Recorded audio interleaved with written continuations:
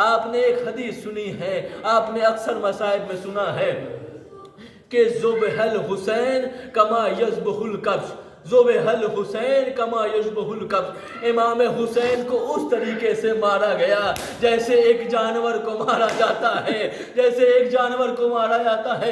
بڑی دردناک روایت ہے، بڑی دردناک روایت ہے۔ یہ کیوں کہا جاتا ہے کہ امام حسین کو بالکل ایک جانور کی طرح ذبح کیا گیا؟ آپ سننا چاہتے ہیں جو آج تک آپ نے سنا کہ امام حسین کو جانور کی طرح ذبح کیا گیا، جانور کی طرح ذبح کیا گیا؟ چوتھے امام کی وہ روایت کہ جب امام حسین کی شہادت کے بعد چوتھے امام مدینے کی جب گلیوں سے گزرتے ہیں، جہاں جہاں قصاب کی دکانیں دکھائی دیتی ہیں، مولا وہاں رک کر پوچھتے ہیں کیا تم نے اس جانور کو پانی پلایا؟ کیا تم نے اس جانور کو اس کسی دوسرے جانور کے سامنے تو ذبح نہیں کیا؟ کیا تم نے اس جانور کو جس خنجر سے کاٹا ہے، جس خنجر سے ذبح کیا گیا ہے، کیا اس خنجر میں تیزی تھی؟ کیا اس خنجر کو تیز کیا تھا؟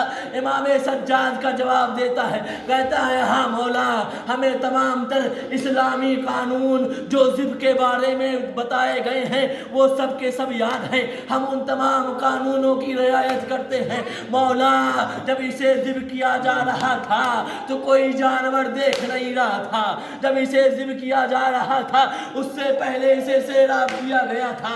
اے مولا جس خنجر سے اسے ذبح کیا گیا وہ خنجر تیز تھا، لیکن کربلا کے میدان میں امام حسین کو جب ذبح کیا گیا ہے خنجر کند ہے، شہزادی زینب دیکھ رہی ہے، 3 دن کا بھوکا پیاسا میرا مولا۔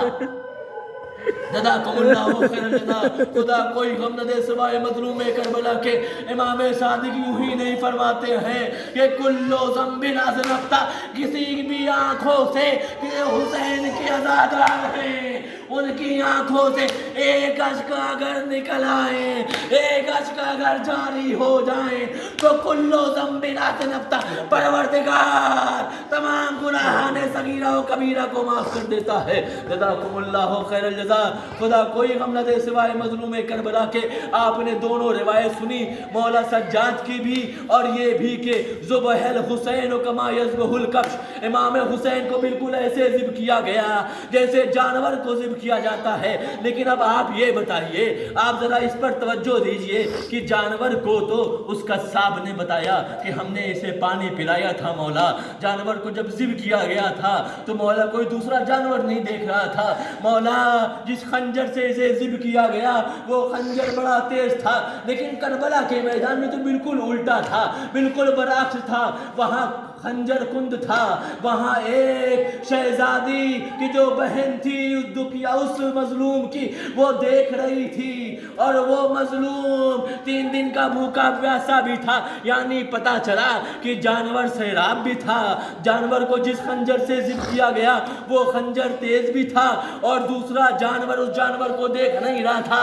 تو پھر کس لیے کہا جاتا ہے کہ امام حسین کو بالکل جانور کی طرح ذبح کیا گیا؟ کیوں کہا جاتا ہے؟ آپ کا سینہ پھٹ جائے گا، آپ سن نہ سکیں گے اگر اس کو محسوس کر لیا۔